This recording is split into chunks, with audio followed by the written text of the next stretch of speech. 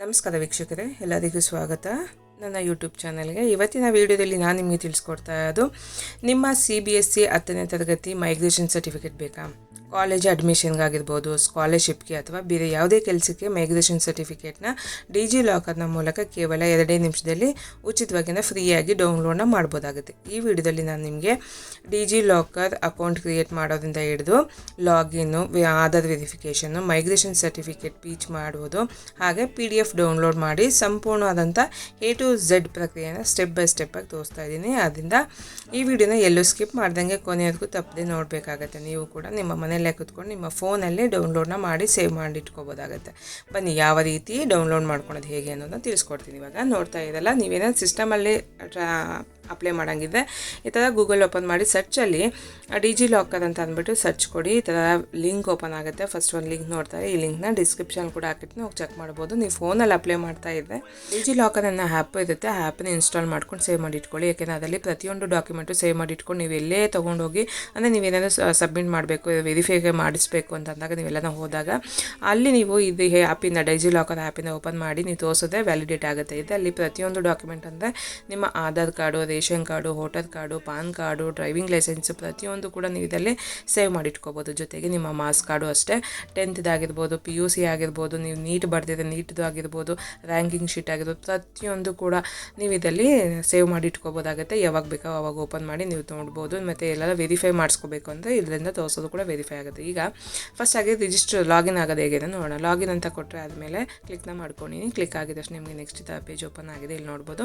ಇಲ್ಲಿ ಆಧಾರ್ ಕಾರ್ಡ್ ಅಂತ ಇದೆಯಲ್ಲ ಲಾಸ್ಟಲ್ಲಿ, ಅದ ಮೇಲೆ ಕ್ಲಿಕ್ನ ಮಾಡಿಕೊಂಡ್ರೆ ಈ ಥರ ನೆಕ್ಸ್ಟ್ ಆಧಾರ್ ಕಾರ್ಡ್ ಹಾಕ್ಕೊಂಡು ನೀವು ಬೇಕಾದ್ರೆ ಲಾಗಿನ್ ಆಗ್ಬೋದು ಅಂತ ತೋರಿಸುತ್ತೆ. ಲಾಸ್ಟ್ ವೀಡಿಯೋದಲ್ಲಿ ನಿಮ್ಗೆ ತಿಳಿಸ್ಕೊಟ್ಟಿದ್ದೆ ಆಧಾರ್ ಕಾರ್ಡಿಂದ ಯಾವ ರೀತಿ ಲಾಗಿನ್ ಆಗೋದು ಅಂತ. ಇವಾಗ ವಾಪಸ್ ನಾನು ಮೊಬೈಲ್ ನಂಬರ್ನೇ ಸೆಲೆಕ್ಟ್ನ ಮಾಡ್ಕೊಂಡು ಕ್ಲಿಕ್ನ ಮಾಡ್ಕೊಂಡು ಇಲ್ಲಿ ಮೊಬೈಲ್ ನಂಬರಿಂದ ಯಾವ ರೀತಿ ಲಾಗಿನ್ ಆಗೋದು ಅನ್ನೋದು ತಿಳಿಸ್ಕೊಡ್ತೀನಿ ಈ ವಿಡಿಯೋದಲ್ಲಿ.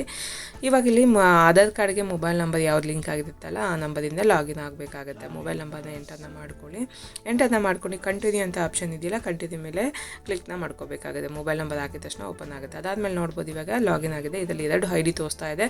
ನಿಮ್ಮ ಹೆಸರಿದಲ್ಲಿಲ್ಲ ಅಂದರೆ ಹೊಸ ID ಕ್ರಿಯೇಟ್ ಮಾಡ್ಕೋಬೇಕಾಗುತ್ತೆ. ID ಇದ್ದರೆ ಅದರಲ್ಲಿ ಹೆಸರಿದ್ದರೆ ಸೆಲೆಕ್ಟ್ನ ಮಾಡಿಕೊಂಡು ಇಲ್ಲಿ ನೆಕ್ಸ್ಟ್ ಓಪನ್ ಆಗಿದೆ. ಸೆಕ್ಯೂರಿಟಿ ಪಿನ್ನ ಹಾಕೋಬೇಕಾಗುತ್ತೆ. ಪಿನ್ ಗೊತ್ತಿಲ್ಲ ಅಂದಾಗ ಇಲ್ಲಿ ಫರ್ಗೆಟ್ ಸೆಕ್ಯೂರಿಟಿ ಪಿನ್ ಅಂತ ಇದೆಯಲ್ಲ ಆಪ್ಷನ್, ಇದ್ರ ಮೇಲೆ ಕ್ಲಿಕ್ನ ಮಾಡಿಕೊಂಡ್ರೆ ನೆಕ್ಸ್ಟ್ ನಿಮ್ಗೆ ಇಲ್ಲಿ ಪಾಸ್ವರ್ಡ್ನ ಕ್ರಿಯೇಟ್ನ ಮಾಡ್ಕೊಳಕ್ಕೆ ಆಪ್ಷನ್ ತೋರಿಸುತ್ತೆ. ಇಲ್ಲಿ ಫಸ್ಟ್ ಆಗಿ ಇಲ್ಲಿ ನಿಮ್ಮ ಡೇಟ್ ಆಫ್ ಬರ್ತ್ನ ಸೆಲೆಕ್ಟ್ನ ಮಾಡ್ಕೋಬೇಕಾಗತ್ತೆ.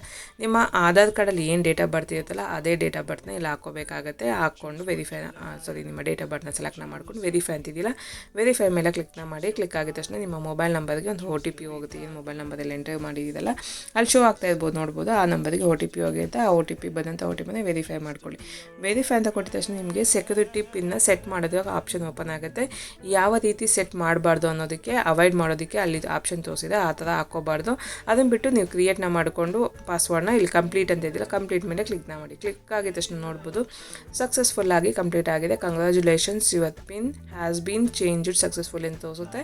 ಹಾಗೆ ಲಾಗಿನ್ ಕೂಡ ಆಗುತ್ತೆ ಡೈರೆಕ್ಟಾಗಿ. ಇವಾಗ ನಾವಿಲ್ಲಿ ಮೊಬೈಲ್ ನಂಬರಿಂದ ಲಾಗಿನ್ ಆಗಿದ್ದರಿಂದ ಆಧಾರ್ ಕಾರ್ಡ್ ವೆರಿಫೈ ಆಗಿಲ್ಲ. ಇದನ್ನು ಫಸ್ಟ್ ಟೈಮ್ ಓಪನ್ ಮಾಡ್ತಾ ಇದ್ದ ಇಲ್ಲಿ ನೋಡ್ಬೋದು ವೆರಿಫೈ ಅಂತಿದ್ರೆ ವೆರಿಫೈ ಮೇಲೆ ಕ್ಲಿಕ್ನ ಮಾಡಿ. ಕ್ಲಿಕ್ ಆಗಿದ ತಕ್ಷಣ ನಿಮ್ಗೆ ಇಲ್ಲಿ ಆಧಾರ್ ಕಾರ್ಡ್ಗೆ ಇಲ್ಲಿ ಚೆಕ್ ಬಾಕ್ಸ್ ಇಲ್ಲ, ಚೆಕ್ ಬಾಕ್ಸ್ ಮೇಲೆ ಕ್ಲಿಕ್ನ ಮಾಡಿ ಅಪ್ಡೇಟ್ ಅಂತ ಕೊಡಬೇಕಾಗುತ್ತೆ. ಅಂದರೆ ಆಧಾರ್ ಕಾರ್ಡ್ ವೆರಿಫೈ ಆಗೋದಕ್ಕೆ ಇವಾಗ ಆಧಾರ್ ಕಾರ್ಡ್ ಆಟೋಮೆಟಿಕ್ ವೆರಿಫೈ ಆಗಿಬಿಡುತ್ತೆ. ಅದಾದಮೇಲೆ ಇಲ್ಲಿ ಮೊಬೈಲ್ ನಂಬರ್ ಆಧಾರ್ ಕಾರ್ಡ್ಗೆ ಲಿಂಕ್ ಆಗಿದೆ ಅಂತ ಮೊಬೈಲ್ ನಂಬರ್ಗೆ ಏನು OTP ಬಂದಿರುತ್ತಲ್ಲ ಆ OTPನ ಇಲ್ಲಿ ಎಂಟರ್ನ ಮಾಡ್ಕೋಬೇಕಾಗತ್ತೆ. ಇಲ್ಲಿ OTPನ ಎಂಟರ್ನ ಮಾಡಿಕೊಂಡು ಇಲ್ಲಿ ಅಪ್ಡೇಟ್ ಅನ್ನೋ ಆಪ್ಷನ್ ನೋಡ್ತಾ ಇದೆಯಲ್ಲ, ಅಪ್ಡೇಟ್ ಮೇಲೆ ಕ್ಲಿಕ್ನ ಮಾಡ್ಕೊಳ್ಳಿ. ಕ್ಲಿಕ್ ಆಗಿದ ತಕ್ಷಣ ನಿಮಗೆ ಆಧಾರ್ ಕಾರ್ಡ್ ಅಪ್ಡೇಟ್ ಆಗಿ ಪೀಚ್ ಆಗಿ ಬರುತ್ತೆ. ಆಧಾರ್ ಕಾರ್ಡ್ ಮೇಲೆ ಕ್ಲಿಕ್ನ ಮಾಡ್ಕೊಂಡು ನೀವು ನೋಡ್ಬೋದು ಇವಾಗ ಅಪರ ID ಒಂದೇ ಇತ್ತು, ಇವಾಗ ಆಧಾರ್ ಕಾರ್ಡು ವೆರಿಫೈ ಆಗಿ ಬಂದಿದೆ. ಆಧಾರ್ ಕಾರ್ಡ್ ಮೇಲೆ ಕ್ಲಿಕ್ನ ಮಾಡ್ಕೊಂಡು ನೀವು ನೋಡ್ಬೋದಾಗುತ್ತೆ ಆಧಾರ್ ಕಾರ್ಡು ಅಪರ ID ಯಾವಾಗ ಬೇಕೋ ಆವಾಗ ಲಾಗಿನ್ ಆಗಿ ನೀವು ಚೆಕ್ ಮಾಡ್ಬೋದಾಗುತ್ತೆ. ಇವಾಗ ಸರ್ಚ್ಗೆ ಹೋಗಬೇಕಾಗುತ್ತೆ. ಸರ್ಚ್ ಡಾಕ್ಯುಮೆಂಟ್ ಮೇಲೆ ಕ್ಲಿಕ್ನ ಮಾಡಿ. ಕ್ಲಿಕ್ ಆಗಿದ ತಕ್ಷಣ ನಿಮಗೆ ಇಲ್ಲಿ ನೆಕ್ಸ್ಟ್ ಸರ್ಚ್ ಡಾಕ್ಯುಮೆಂಟಲ್ಲಿ ನೀವು ಏನು ಅಪ್ಲೈ ಮಾಡಬೇಕು ಅಂತಿದೆಯಲ್ಲ ಅದನ್ನು ಹಾಕೋಬೇಕಾಗುತ್ತೆ. ನಾನಿಲ್ಲಿ CBSE ಬೋರ್ಡು ಮೈಗ್ರೇಷನ್ ಸರ್ಟಿಫಿಕೇಟ್ ಆಗಿದೆ, CBSE ಅಂತ ಹಾಕೊತಾ ಇದ್ದೀನಿ. ಹಾಕಿದ ತಕ್ಷಣ ಈ ಥರ ಆಪ್ಷನ್ ಓಪನ್ ಆಗಿದೆ. ಇಲ್ದಿದ ಮೇಲೆ ಕ್ಲಿಕ್ನ ಮಾಡಬೇಕಾಗತ್ತೆ. ಅದ್ಮೇಲೆ ಕ್ಲಿಕ್ನ ಮಾಡಿದ ತಕ್ಷಣ ಇಲ್ಲಿ ನೆಕ್ಸ್ಟ್ ನಿಮಗೆ ಇಲ್ಲಿ central board of secondary education option ಅಂತ ಓಪನ್ ಆಗಿದೆಯಲ್ಲ, ಇದರಲ್ಲಿ ಇಷ್ಟು ಲಿಸ್ಟ್ನ ಸೇವ್ ಮಾಡಿಟ್ಕೋಬೋದಾಗುತ್ತೆ. ನೀವು CBSE ಬೋರ್ಡಲ್ಲಿ ನೀವು 10th PUC ಎಲ್ಲ ಓದಿದರೆ ಸೇವ್ ಮಾಡಿಟ್ಕೋಬೋದು. ನೀಟ್ ಮಾರ್ಕ್ಸ್ ಶೀಟ್ನ ಮಾಡ್ಕೋಬೋದು. ಪ್ರತಿಯೊಂದು ಡಾಕ್ಯುಮೆಂಟು ಆಲ್ರೆಡಿ ಹೇಳ್ದಂಗೆ ಇದರಲ್ಲಿ ಸೇವ್ ಮಾಡಿಟ್ಕೊಂಡ್ರೆ ನೀವು ಯಾವಾಗ ಬೇಕೋ ಆವಾಗ ಲಾಗಿನ್ ಆಗಿ ನೀವೆಲ್ಲನ ವೆರಿಫೈ ಮಾಡಿಸ್ಕೋಬೇಕು ಅಂದರೆ ಇದರಿಂದ ಓಪನ್ ಮಾಡಿ ತೋರಿಸೋದು ಕೂಡ ವೆರಿಫೈ ಆಗಿ ಮಾಡ್ತಾರೆ. ಏಕೆಂದರೆ ಇದು ಗೌರ್ಮೆಂಟ್ ವೆಬ್ಸೈಟ್ ಆಗಿದೆ ಅಂತ ಇದು ರಾಂಗ್ ಆಗೋ ಚಾನ್ಸಸ್ ಇರೋದಿಲ್ಲ, ಕಮ್ಮಿ. ಇವಾಗ ನೋಡ್ಬೋದು ಇಲ್ಲಿ 10th ಮೈಗ್ರೇಷನ್ ಅಂತಿದ್ರೆ ಅದ್ರ ಮೇಲೆ ಕ್ಲಿಕ್ನ ಮಾಡ್ಕೊಂಡಿನಿ. ಕ್ಲಿಕ್ ಆಗಿದ ತಕ್ಷಣ ನಿಮಗೆ ಇಲ್ಲಿ ನೋಡ್ತಾ ಇದ್ದಾರೆ get your documents by entering the required details ಅಂತ ಕೊಟ್ಟಿದೆ. ಹಾಗೆ 10th ಮೈಗ್ರೇಷನ್ ಸರ್ಟಿಫಿಕೇಟ್ನ ನಾನು ಎಲ್ಲ ಅಪ್ಲೈ ಮಾಡಿ ತೋರಿಸ್ತಾ ಇದ್ದು. ಇಲ್ಲಿ ನೋಡ್ತಾ ಇದ್ದಾರೆ ರೋಲ್ ನಂಬರ್ನ ಕೇಳ್ತಾ ಇದೆ, ಹಾಗೆ ಇಯರ್ನ ಹಾಕೋಬೇಕಾಗುತ್ತೆ. ರೋಲ್ ನಂಬರ್ ಬಂದು ನಿಮ್ಮ SLC ಮಾರ್ಕ್ಸ್ ಕಾರ್ಡಲ್ಲಿ ಇರುತ್ತೆ ರೋಲ್ ನಂಬರ್ ಅಂತ CBSE ಸರ್ಟಿಫಿಕೇಟಲ್ಲಿ, ಅದರಲ್ಲಿ ರೋಲ್ ನಂಬರ್ನ ಎಂಟರ್ನ ಮಾಡ್ಕೊಳ್ಳಿ. ಹಾಗೆ ನಿಮ್ಮ ಡೇಟಾ ಯಾವ ವರ್ಷ ನೀವು ಪಾಸ್ ಔಟ್ ಆಗಿದ್ದು ವರ್ಷ ಯಾವುದು ಅನ್ನೋದನ್ನ ಸೆಲೆಕ್ಟ್ನ ಮಾಡ್ಕೋಬೇಕಾಗುತ್ತೆ. ನಿಮ್ಮ ಹತ್ರ SLC ಮಾರ್ಕ್ಸ್ ಕಾರ್ಡ್ ಇನ್ನೂ ಬಂದಿಲ್ಲ ಅಂದರೆ ನಿಮ್ಮ ಹತ್ರ ಹಾಲ್ ಟಿಕೆಟ್ ಇದೆ, ಹಾಲ್ ಟಿಕೆಟ್ ನಂಬರ್ ಕೂಡ ಹಾಕೊಬೋದು. ಆ ರೋಲ್ ನಂಬರ್ ಅಂತ ಹಾಕ್ಕೊಂಡು ಗೆಟ್ ಡೇಟಾ ಅಂತ ಕೊಟ್ಟರೆ ನೋಡ್ಬೋದು ನಿಮ್ಮ ಪೀಚ್ ಆಗುತ್ತೆ, ಡೇಟಾ ಎಲ್ಲ ಅದು ಪೀಚ್ ಆಗಿ ಬರುತ್ತೆ. ವೆಯ್ಟ್ ಮಾಡಬೇಕಾಗುತ್ತೆ. ನೋಡ್ಬೋದು ಸಕ್ಸಸ್ಫುಲ್ಲಾಗಿ ಕಂಪ್ಲೀಟ್ ಆಗಿದೆ, ಪೀಚಿಂಗ್ ಕಂಪ್ಲೀಟೆಡ್ ಅಂತ ತೋರಿಸ್ತಾ ಇದೆ, ನೋಡೋದಲ್ಲ. ಇಲ್ಲಿ ಇವಾಗ ಪೀಚ್ ಆಗಿದೆ.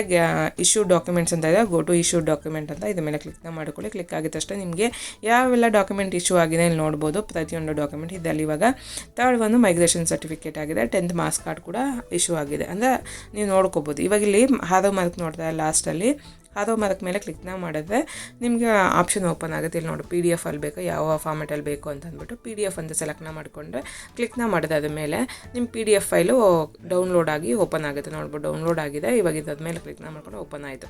ಇವಾಗ ಇನ್ನೂ ನಿಮಗೆ ಹೋಮ್ ಪೇಜ್ಗೆ ಹೋಗಿ ಅಲ್ಲಿ ಕೂಡ ನೀವು ನೋಡ್ಬೋದಾಗುತ್ತೆ ಯಾವುದೆಲ್ಲ ಸೇವ್ ಆಗಿದೆ ಅಂತ. ಇವಾಗ ಇಷ್ಟು ಡಾಕ್ಯುಮೆಂಟು ಕೂಡ ಅಲ್ಲಿ ಮೇನ್ ಪೇಜಲ್ಲಿ ಹೋಮ್ ಪೇಜಲ್ಲಿ ಇರುತ್ತೆ.